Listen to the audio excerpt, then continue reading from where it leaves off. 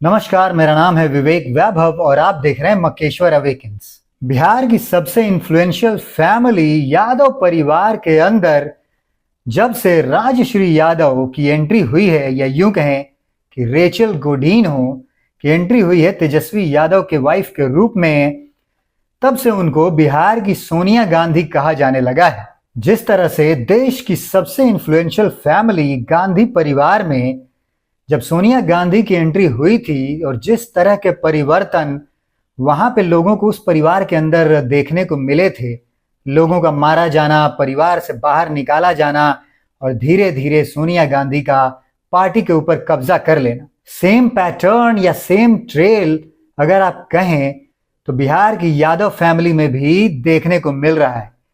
तेज प्रताप यादव को बाहर किया जाना, मीसा भारती और रोहिणी आचार्य का तेजस्वी से नाराज होना और उनको भी पार्टी में साइड लाइन कर दिया जाना, ये सब उसी तरफ इशारा करता हुआ दिख रहा है। हालांकि ये सब बातें अभी तक उस तरह से हुई नहीं है जिस तरह से गांधी परिवार में हो चुकी हैं, लेकिन हम आगे आपको बताएंगे कि किस तरह से रेचल गोडीनो का सोनिया गांधी यानी कि एंटोनियो माइनो से कंपैरिजन किया जा रहा है, और क्या बिहार का यादव परिवार भी उसी रास्ते पर है जो गति या दुर्गति गांधी परिवार की राष्ट्र में, नेशन में हुई है। इसका दूसरा एंगल ये भी कहा जा रहा है कि रेचल गोडीनो यादव परिवार में बिहार के अंदर प्लांट की गई हैं, जिस तरह से केजीबी ने सोनिया गांधी को भारत के अंदर गांधी परिवार में प्लांट किया था अपना एजेंडा चलाने के लिए, और बाद में क्रिश्चियन मिशनरीज ने उनका फायदा उठा करके बहुत सारे धर्मांतरण के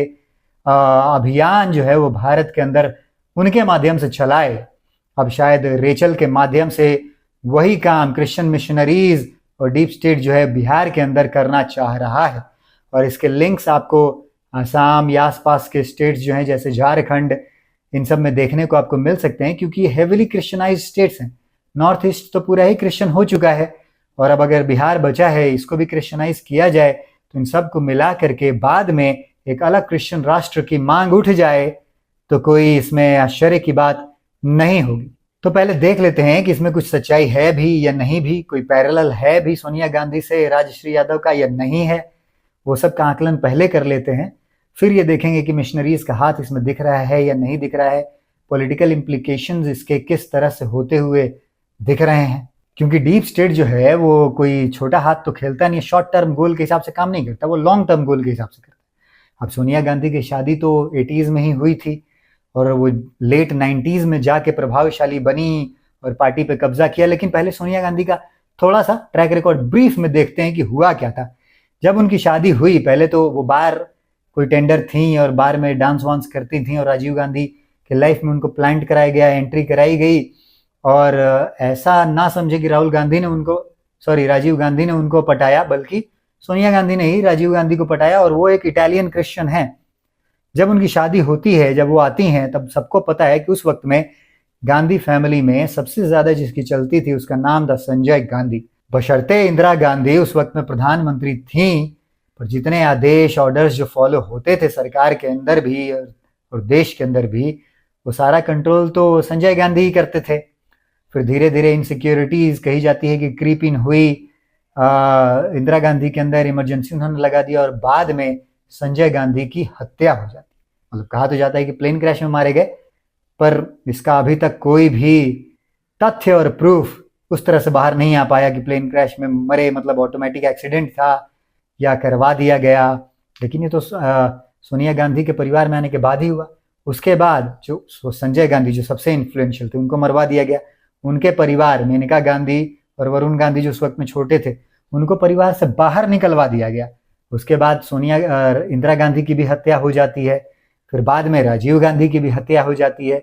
इसके बाद पूरा कंट्रोल पार्टी का, कांग्रेस पार्टी का, सोनिया गांधी के पास आ जाता है। प्रियंका गांधी की शादी वड्रा फैमिली में होती है। रॉबर्ट वड्रा जो एक ठठेरा परिवार से आते हैं, कहीं बरेली या कानपुर के आसपास के ठठेरा परिवार से आते हैं। उनकी भी अगर परिवार का ट्रैक रिकॉर्ड देखेंगे तो उनकी बहन की हत्या, चाचा की हत्या, भाई का भाग जाना या पिताजी की आत्महत्या, इस तरह के बहुत सारे उनके परिवार में भी हुए। तो एक ही परिवार में इतनी सारी हत्याएं और आत्महत्याएं कोई कोइंसिडेंस नहीं होता है। ये सब चालें चले जाते हैं उनको सेक्लूड करने के लिए। रॉबर्ट वड्रा को भी उनके परिवार से पूरी तरह से काट दिया गया और वो एक तरह सब क्रिश्चियन ही बन गए हैं, और गांधी परिवार से उनका एसोसिएशन है, उनका बैकग्राउंड पूरी तरह से खत्म हो चुका है। आज गांधी परिवार में भी गांधी परिवार का, नेहरू के खानदान का डायरेक्ट लीनिएज में कौन जिंदा है? कोई भी नहीं। वरुण और मेनका थे तो उनको साइड लाइन कर दिया गया है, उनका ना पॉलिटिकल इन्फ्लुएंस बचा है ना ही रेलेवेंस बचा है। भाजपा के हिसाब से थोड़ा बहुत उनका दिखता है, लेकिन कोई रेलेवेंस नहीं है, वो सिर्फ एक पार्टी के मेंबर, कहीं एमपी एमएलए बन के रह गए हैं। इतने तो बहुत सारे लोग हैं इस तरह के। पर 2004 से 14 तक देश पे जिस पॉलिटिकल पार्टी का कब्जा रहा वो तो कांग्रेस ही थी, और कांग्रेस पे जिसका कब्जा था वो तो सोनिया गांधी ही थी। सोनिया गांधी के बाद अब कांग्रेस पे राहुल गांधी का कब्जा है, और ये लोग डायरेक्टली क्रिश्चियंस हैं। ये ना आज तक भारत माता की जय बोलते हैं, ना ही वंदे मातरम बोलते हैं। बल्कि सुब्रमण्यम स्वामी ने तो यहाँ तक कह दिया था कि भाई ये लोग दिन भर में अगर कहीं मंदिर वंदिर जाते हैं, पूजा पाठ करते हैं दिखावे के लिए चुनाव प्रचार के दौरान, तो शाम में आकर रात में नहा धो करके फिर चैपल में जा करके, चैपल उसको कहते हैं जो घर में एक छोटा सा क्रिश्चियनों का अपना स्थान क्रॉस लगा करके और जीसस को बिठा करके बनाया जाता है, जहाँ पे वो शुद्धि के लिए जाते हैं कि भैया पाप माफ करना, ये पाप है उनके लिए। ये तो उनके करीबी लोग बता रहे हैं। तो ये जो है सबसे इन्फ्लुएंशियल फैमिली जो है आज अपोजिशन में है, चलिए मान लीजिए 2014 के बाद से, लेकिन फिर भी एक तरफ का नैरेटिव तो वही लोग गढ़ रहे हैं। और सोनिया गांधी पे ये आरोप हमेशा से लगते रहे कि किस तरह से क्रिश्चियनाइजेशन को उन्होंने बढ़ावा दिया। वक्फ का 2013 का बिल भी वो लेकर के आ गई थी, जिससे कि ये जो वक्फ बाई यूजर का कानून जिसमें लाया गया था कि भाई जो भी जिस पे हाथ रख देगा वो उसका हो जाएगा। तो धर्मांतरण का खेल इस तरह से चला देश के अंदर। जब भी सत्ता पक्ष में जो फेवरेबल पार्टी होती है उसका काम आसानी से होता है। तो ये पैरेलल ये तो आपको दिख गया कि देश में क्या हुआ, बहुत ब्रीफ में मैंने बताया है। अब यही चीज आ जाते हैं बिहार में कि क्या हुआ है अभी तक, क्या हो सकता है और आगे क्या होने वाला है, जिसकी ट्रेजेक्ट्री अभी से दिखनी शुरू हो गई है, जिसका ट्रेल अभी से दिखना शुरू हो गया है। तो सेम राजीव गांधी वाला पैटर्न देख लीजिए। राजश्री यादव, जिनका असली नाम रेचल गोडिनो है, क्रिश्चियन परिवार से आती हैं, जिस तरह की सोनिया गांधी इटालियन क्रिश्चियन थी, ये इंडियन क्रिश्चियन हैं, और दिल्ली के डीपीएस में ये पढ़ती थी, और वहीं पे ये अपने तेजस्वी यादव भी पढ़ते थे। हालांकि 8वीं से ज्यादा तो पढ़ नहीं पाए, 8वीं फेल इनको कहा जाता है। ये कहते हैं कि हम 8वीं पास है 9वीं फेल है, क्या ही फर्क पड़ता है। लेकिन उतनों में ही भैया कौन सी लड़की एक 8वीं फेल लड़के को पसंद करेगी। क्रिकेट में भी इनका कोई बहुत नाम पैसा नहीं था, और 8वीं के हिसाब से तो बहुत छोटे लोग होते हैं, या होते भी हैं बच्चे, और उस समय से किसी से प्यार मोहब्बत हो भी जाए तो कितने दिन चलता है। बाद में चूंकि वो बहुत पढ़ी लिखी है तो बाद में दूसरे लोग मिल सकते हैं और दूसरे लोगों के साथ मन बन सकता है, संबंध बन सकते हैं। लेकिन इतने सालों के बाद वापस ये तेजस्वी यादव की लाइफ में आ कैसे जाती हैं? तो कहीं ना कहीं ऐसा लग रहा है कि वो जो कनेक्शन खत्म हुआ तो इसको वापस जुड़वाया गया, कहीं ना कहीं तरीके से वो प्लांटेड सीधा सीधा दिख रहा है। और लड़कों का क्या है भाई, कोई खूबसूरत लड़की मिल गई तो हो गए लट्टू, और ज्यादा लड़कियां तो मिलती नहीं तो ये लट्टू हो गए भाई। इनकी शादी हो जाती है 2021 में। अब 2021 में इनकी शादी होने के बाद से देखिए कि लालू परिवार में क्या क्या हुआ है। सबसे पहले क्या हुआ है, सबसे पहले तेज प्रताप यादव, जो कि लालू के बड़े लड़के हैं और उनके परिवार के चिराग माने जाते हैं, और जिनके बारे में ये कहा जाता है कि उनके सारे तौर तरीके जो हैं और विचार व्यवहार वो सब लालू यादव से मिलते जुलते हैं। लेकिन परिवार ने उन्हीं को बाहर निकाल दिया, उन्हीं से अपने आप को डिसोसिएट कर लिया। जनता में जब मैंने इस बारे में बात की तो जनता का तो ये भी कहना है कि भैया तेजस्वी यादव ने तो क्रिश्चियन से शादी की, और तेज प्रताप यादव जो कि अनुष्का यादव से प्रेम करते थे और वो यादव ही थी, उनसे परिवार ने नाता तोड़ लिया ये कह के कि इनका आचार विचार पब्लिक में अच्छा नहीं है। उनके जो प्रेम संबंध अनुष्का यादव से रहा उसको मान्यता नहीं दे रहा है परिवार, जबकि उनकी खुद की कम्युनिटी से उनके प्रेम संबंध है, खुद की कम्युनिटी की लड़की से। और ये तेजस्वी यादव किसी बाहरी मतलब दूसरे धर्म की लड़की को ला करके अपने यहाँ शादी कर रहा है, और वो भी लव मैरिज ही है, तो उसको ये लोग अप्रूव कर रहे हैं और उसको मान्यता दे रहे हैं, और कह रहे हैं कि तेज प्रताप का कॉन्डक्ट अच्छा नहीं और तेजस्वी का बहुत अच्छा है। ये क्या दिख रहा है आपको? मुझे तो साजिश दिख रही है। जिस तरह से संजय गांधी को मरवा दिया गया, यहाँ तो तेज प्रताप को शायद परिवार से बाहर निकलवाना आसान था, तो निकलवा के उनको इररिलेवेंट करने की कोशिश की जा रही है, या कर ही दिया गया है। वो इस चुनाव में पता चलेगा। अगर इस चुनाव में 2025 के कुछ वो अच्छी सीटें वगैरह ला पाते हैं तो समझ में आएगा कि कितने रेलेवेंट वो बिहार की पॉलिटिक्स में हैं या परिवार के अगेंस्ट हैं, नहीं तो उनका एक तरीके से पॉलिटिकल रेलेवेंस खत्म ही मानिए।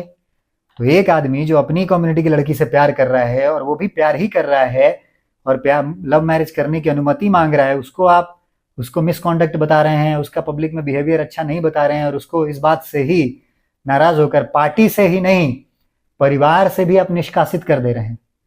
और दूसरी तरफ आपका एक लड़का है जो कि अपनी कम्युनिटी से ही बाहर नहीं, हिंदू धर्म से ही बाहर जाकर के एक दूसरे कास्ट की लड़की लाता है, रेचल गुडिनो नाम की, और धोखा देने के लिए उसका नाम जिस तरह से एंटोनियो माइनो का नाम बदल करके सोनिया गांधी रखा जाता है, उसी तरह से रेचल गुडिनो का नाम बदल करके राजश्री यादव कर दिया गया है और उसको आप मान्यता दे देते हैं, उसको परिवार में एक्सेप्टेंस हो जाती है। तो सबसे पहला तो ये संजय गांधी की तरह तेज प्रताप यादव को बाहर निकाल दिया गया, उनके प्यार को बाहर निकाल दिया गया, उनके परिवार को मान्यता नहीं दी गई। वहां तो मरवा ही दिया गया था, शायद बाहर निकालना आसान नहीं था उनको, इसलिए मरवा दिया गया। यहाँ तेज प्रताप चूंकि शायद सीधे साधे पढ़ते हैं, ज्यादा चालाकियां उनको नहीं आन पड़ी या फिर पार्टी पे उनका उतना होल्ड नहीं था, तो उनको निकाला जाना आसान था, इसलिए उनको निकाल दिया गया। ये हो गया एक। अब आ जाते हैं दूसरे, उनकी बहनें। चलिए, वहाँ गांधी फैमिली में तो बहनें नहीं थी, दूसरा भाई था राजीव गांधी, उसको भी साइड लगा दिया गया, लेकिन यहाँ तो बहनें भी हैं। मीसा भारती पॉलिटिक्स में बहुत ज़्यादा इन्फ्लुएंशियल रही हैं आरजेडी की तरफ से और एक्टिव भी रही। और हाल फिलहाल में रोहिणी आचार्य जो कि तेजस्वी की छोटी बहन है, वो भी पॉलिटिक्स में बहुत एक्टिव रही हैं। उनको शायद लोकसभा का टिकट भी दिया गया था, वो हार गई थी और वो चाहती थी कि इस बार भी विधानसभा को उनको टिकट मिले, लेकिन उनको नहीं दिया गया। अब ये दोनों नाराज चल रही हैं। तेज प्रताप यादव जो राजनीति से जुड़े हुए थे, आरजेडी पे दावा था उनका, आरजेडी में उनका इन्फ्लुएंस था, उनको बाहर दिखा दिया गया। मीसा भारती जिनका आरजेडी में इन्फ्लुएंस था, दावा था, पार्टी से जुड़ी हुई थी, कार्यकर्ता उनसे जुड़े हुए थे, उनको साइड लाइन कर दिया गया है, क्योंकि उनका ये कहना था कि अगर मुख्यमंत्री तेजस्वी यादव बनना चाह रहे हैं और आप तेजस्वी यादव को मुख्यमंत्री के फेस के रूप में प्रोजेक्ट कर रहे हैं, तो कम से कम पार्टी का अध्यक्ष तो मुझे बनाया जाए। इतने दिनों से पार्टी के लिए काम कर रही हूँ, पार्टी के कार्यकर्ता मुझसे जुड़े हुए हैं, पार्टी के डिसीजंस वो लेती हैं, तो उनका मांग तो उनकी सही थी। बाद में रोहिणी आचार्य इसमें आती हैं, कहती हैं कि पिता को हमने किडनी दी। मतलब उन्होंने ट्वीट कर करके ये बताया, ये बताने की क्यों जरूरत पड़ रही है भाई? और उनका कहना है कि अपनों से ही नाराजगी, अपने लोग खिलाफ हो गए। तो कौन खिलाफ हो गया? तेज प्रताप तो खिलाफ हो नहीं सकते, वो तो पहले ही बाहर है। बाकी जो बीच की बहनें हैं 4-5, उनका पॉलिटिक्स कोई लेना देना है नहीं, ना ही उनका क्लेम है, ना ही वो सोशल लाइफ में एक्टिव है, ना ही वो कहीं पॉलिटिकली दिखती हैं। तो ले दे के फिर तेजस्वी यादव बचे, क्योंकि मीसा भारती भी उनसे नाराज, रोहिणी आचार्य भी उनसे नाराज, तेज प्रताप भी उनसे नाराज, जो भी पॉलिटिक्स में थे। तो इन सबको साइडलाइन कर दिया गया, जैसे कि वहां पे किया गया इंदिरा गांधी को, राजीव गांधी को, और सोनिया गांधी ने पूरी पार्टी कब्जा ली। तो ये तो हुई यहाँ तक की बात। तो यहाँ तक आपको दिख रहा है, आपको ये नहीं समझ में आ रहा होगा कि आरजेडी को राजश्री यादव कब्जाएंगी कैसे। तो देखिए, जो बड़े कंटेंडर्स थे वो सब बाहर कर दिए गए, तेजस्वी को धीरे धीरे अकेला कर दिया गया। जो भी उनके शुभ चिंतक, हित चिंतक थे, आखिर परिवार के लोग हित चिंतक होते हैं भाई, आपके भाई बहन ही आपके बारे में अच्छा सोचेंगे, कोई दूसरा तो आपके बारे में सोचेगा नहीं। तो वो जो आपको एक काउंटर व्यू हर चीज का दे सकते थे आपके नफे नुकसान के लिए, उनको पहले बाहर कर दिया गया। तो आपका अपना बचा कौन? लालू यादव की उतनी स्थिति अब रही नहीं है कि वो बहुत बुद्धि में रहे, और हो सकता है कि भगवान करे उनको लंबी उम्र दे ईश्वर, लेकिन जिस तरह की उनकी स्थिति दिख रही है, वो दिख रहा है कि कुछ दिनों में शायद ईश्वर को प्यारे हो जाएंगे। नहीं भी हो जाए तो भी पॉलिटिकली इररिलेवेंट है, दिमाग उनका इतना चलता नहीं, कोर्ट केसेस बहुत ज्यादा हैं, जेल चले जाएंगे। राबड़ी देवी को बिना लिखे, कोई कुछ बिना बताए 2 बातें उनसे कहवा नहीं सकता, तो वो तो अपने बेटे के क्लच में ही रहेंगी। तो बेटे के पास अब बचा कौन? उनके आसपास तो सारे लोग हटा दिए गए। ये भी कहा जाता है कि राजश्री यादव का हरियाणा में भी कुछ इन्फ्लुएंस है और वहां से शायद आती है। वैसे तो कहा जाता है चंडीगढ़ से आती है, पर कहीं कहीं ये भी पता चल रहा है कि रेवाड़ी से भी हैं वो। और संजय यादव जो हरियाणा के ही यादव हैं, जो आजकल तेजस्वी यादव के आसपास हैं और लगभग आरजेडी के सारे फैसले वो ले रहे हैं और वही इन्फ्लुएंस कर रहे हैं, उससे भी इसको जोड़ करके देखा जा रहा है कि ये लोग एक गुटबाजी करके तेजस्वी यादव को इन्होंने बिल्कुल ही अलग कर दिया गया है, और सारी जो अपनी विचार और बुद्धि है उसी के हिसाब से तेजस्वी यादव को चलाया जा रहा है। ये बात सिर्फ हम नहीं, ये बात आरजेडी के ही पुराने लीडर राजबल्लभ यादव ने भी कही कि अच्छा होता कि वो अपनी कम्युनिटी में शादी करते, लेकिन वो अपने आप को दूसरी कम्युनिटी को जोड़ने के लिए, दूसरे कम्युनिटी के वोट बैंक को जोड़ने के लिए उन्होंने क्रिश्चियन से शादी कर ली, लेकिन इसका इम्पैक्ट उल्टा ही जाएगा और वो धीरे धीरे उनके इन्फ्लुएंस में आ रहे हैं। ये राजबल्लभ यादव ने कहा था, मैं नहीं कह रहा हूँ। तो भाई ये तो इंटरनल लोग हैं, कुछ तो दिख रहा होगा, तभी ऐसी बातें कह रहे हैं। अब आ जाते हैं कि आखिर ये पार्टी पे कब्जा होगा कैसे। तो जैसा कि जितने कंटेंडर हैं वो बाहर हो गए, लालू राबड़ी कोई हैसियत बची नहीं। अब बचे तेजस्वी यादव। अब तेजस्वी यादव जब तक रहेंगे, जैसे कि जब तक राजीव गांधी थे तब तक कांग्रेस के लीडर वही थे, कब्जा उनका वही था, दिमाग उनका वही चलता था, पीएम भी वही बने हुए थे। तो उसी तरह भाई तेजस्वी यादव अगर आरजेडी में रहेंगे बिहार के अंदर तो यही लीडर बने रहेंगे आरजेडी के, और बिहार में भी अगर सत्ता परिवर्तन होने की संभावना बनती है और विपक्षी पार्टी को अगर जन समर्थन मिलता है, बहुमत मिलता है, तो तेजस्वी यादव भी सीएम बनेंगे, इसमें तो कोई शक सुबह है नहीं। लेकिन अभी अभी दिल्ली में जब बुलाया गया था कोर्ट के अंदर पूरे परिवार को, लालू परिवार को, रेलवे में नौकरी के बदले जमीन घोटाले के मामले में, तो पूरे परिवार पे ही कोर्ट ने चार्जेस फ्रेम कर दिए। तो हो सकता है कि दिवाली छठ के बाद या बिहार इलेक्शन के बाद जब प्रोसीडिंग्स वापस शुरू हो कोर्ट में, तो चार्जेस तो फ्रेम हो ही गए हैं, सजा की घोषणा भी हो जाए। सजा की घोषणा हो जाएगी एक बार तो तेजस्वी यादव को भी जेल जाना पड़ेगा। एक बार जेल चले गए तो जो रूल है कि 6 साल तक तो आप चुनाव लड़ ही नहीं सकते जेल से आने के बाद, तो जितने दिन जेल में रहेंगे वो, और जेल से आने के बाद 6 साल तक, तो जिस तरह से लालू का हो गया था कि 13 साल तक वो चुनाव लड़ ही नहीं सकते थे, तो पॉलिटिकली इररिलेवेंट हो गए, उसके बाद तो बीमारी रहने लगे और खत्म ही हो गए। तेजस्वी यादव भी इतने सालों में इररिलेवेंट हो जाएंगे भाई पॉलिटिकली, और जितने दिन वो जेल जाएंगे और जब तक वो जेल में रहेंगे और उसके बाद भी अगर वो चुनाव नहीं लड़ पाएंगे तो किसी को तो फेस बनाना पड़ेगा पार्टी का। तो पार्टी में परिवार का कोई भी बड़ा आदमी तो बचा नहीं है, ना तेज प्रताप, ना मीसा भारती, ना रोहिणी आचार्य, और ना ही लालू, ना राबड़ी, कोई नहीं। तो फिर पार्टी का फेस बनेगा कौन? रेचल गोडीनो, राजश्री यादव, सोनिया गांधी जैसे वहां बन गई, अब वो यहां बनेगी। और मान लीजिए कि ये चीजें नहीं होती हैं कि तेजस्वी जेल नहीं जा पाते हैं, तो हो सकता है कि मरवा भी दिया जाए, मतलब हो सकता है, पॉसिबिलिटी की बात है, जिस तरह से गांधी फैमिली मरवा दिया गया।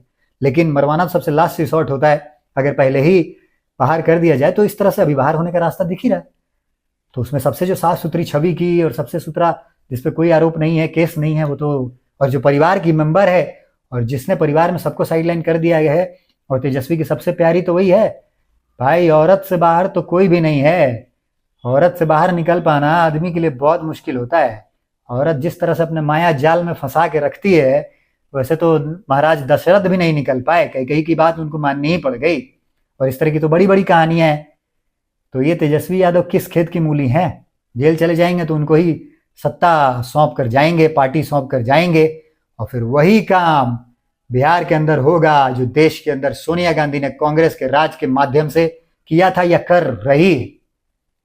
तब जाके अब यहां पे जुड़ता है मिशनरी वाला एंगल, कि जिस तरह से सोनिया गांधी से मिशनरीज ने मिल करके और धर्मांतरण का बहुत बड़ा कारोबार उनकी सरकार के सत्ता में रहते हुए संरक्षण में चलाया, उसी तरह से बिहार के अंदर भी क्रिश्चियनों का, मिशनरीज का ये एक धर्मांतरण का बहुत बड़ा खेल आगे आने वाले वक्त में रेचल गोडीनो यानी कि राजश्री यादव के देख रेख में चल सकता है। भाई औरत का असर तो आदमी पे होता ही है, अगर आदमी बुद्धिमान ना हो और मतलब थोड़ा लस्टफुल हो और इसमें कमजोर हो थोड़ा उस तरह से। और आजकल तो ज्यादातर मर्द ऐसे ही है भाई, कौन अपनी में ज्यादा स्ट्रेंथ है? लड़की देखे नहीं कि पिघल गए, औरत के चक्कर में सब पागल हैं। तेजस्वी यादव कितने ही है तो कहा नहीं जा सकता, लेकिन ऐसा तो है नहीं। अब तेजस्वी यादव तो खुद ही कह के बता रहे हैं कि भैया मेरी जो क्रेडेंशियल्स है वो सेक्युलर क्रेडेंशियल्स है। क्यों? क्योंकि मैंने क्रिश्चियन परिवार में शादी की। अब बताइए, जनरली क्या होता है कि लड़की की शादी लड़के के परिवार में होती है, आपके हिंदू परिवार में शादी हुई है, आपकी यादव परिवार में शादी हुई, ना कि इसका उल्टा है कि तेजस्वी की क्रिश्चियन परिवार में शादी हुई। लेकिन तेजस्वी इसको इस तरह से बोल रहे हैं कि मैं सेक्युलर क्रेडेंशियल्स का हूँ, जाति पाति में नहीं मानता, धर्म में नहीं मानता, पूरे जीवन जाति की राजनीति कर रहे, धर्म में नहीं मानते, जाति में नहीं मानते, और कह रहे हैं कि मेरे क्रेडेंशियल्स जो है सेक्युलर हैं क्योंकि मेरी क्रिश्चियन परिवार में शादी हुई। तो कहीं ऐसा तो नहीं, इन सब का जो इशारा तो ये तो नहीं है कि वो ऑलरेडी राजश्री यादव के इन्फ्लुएंस में आ चुके हैं, क्रिश्चियन इन्फ्लुएंस में, उनके प्रैक्टिसेस फॉलो करते हैं। अगर वो फॉलो नहीं भी करते होंगे तो देखते तो होंगे ही घर में, वो फॉलो करती होगी। और जिस तरह की आप संगति में रहेंगे, आपका बुद्धि विचार भी तो उस तरह का बनने ही लगता है, वही चीजें तो आपको सही भी लगने लगती है, और जिससे आपको प्यार होगा उसकी बातें तो आपको अच्छी ही लगने लगती है। और बाकी तो दुनिया दुश्मन बनी बैठी है, परिवार को दुश्मन बना दिया गया, वो सब बाहर हो गए, और जो आपका अपना है वो तो सिर्फ एक ही है, वो है कृष्ण।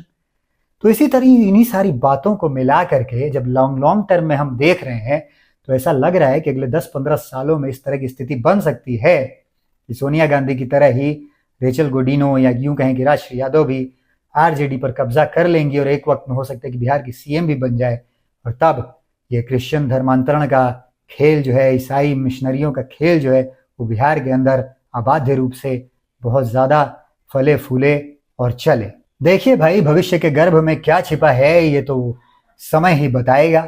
तब तक के लिए हम भी इंतज़ार करते हैं, आप भी इंतज़ार करिए। पर आपको क्या लगता है कि मैंने जो ये पैरेलल ड्रॉ किया गांधी फैमिली और यादव फैमिली में, और जो चीज़ें वहाँ पे हुई, जो मैंने बताने की कोशिश की है, आपको इस बारे में क्या दिख रहा है? आपका एनालिसिस क्या मेरे एनालिसिस से मिलता है, या आपके कुछ अलग विचार हैं, वो हमको कमेंट करके ज़रूर बताइए। ये वीडियो आपको अच्छा लगा हो तो इसको लाइक करें, चैनल को सब्सक्राइब करें। आपको लगता है कि ये किसी तक पहुंचना ज़रूरी है ये बात, तो उन लोगों तक ये वीडियो शेयर भी करें। ये वीडियो अंत तक देखने के लिए बहुत बहुत धन्यवाद। मिलते हैं इसी तरह की किसी नेक्स्ट इन्फॉर्मेटिव वीडियो में। तब तक के लिए नमस्कार।